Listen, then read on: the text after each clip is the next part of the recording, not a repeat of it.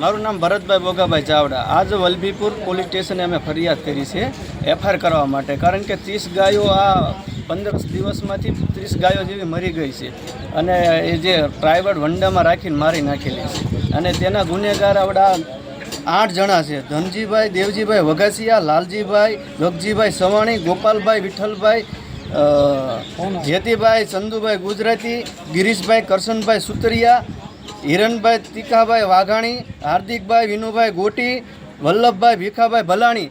આ લોકો કાયદેસર કમિટીમાં ગેરકાયદેસર વંડામાં રાખીને અને કાયદેસર આ લોકોએ ગાયું મારી છે અને 2 દિવસથી જ્યારે મેં ન્યૂઝમાં આપ્યું તે આજની હાલમાં તારીખમાં 2 દિવસની તારીખમાં તે ચારો નાખીને વિડીયો વાયરલ કરે પણ એને તારીખ આગળની જેટલી તારીખોમાં 2 મહિનાની જે તારીખની હોય એના વિડીયા મને ખાતા હોય તેવા સાબિત કરી બતાવે અને આ હરામખોરને કાયદેસર 156 નામની કલમ લાગવી જોઈએ.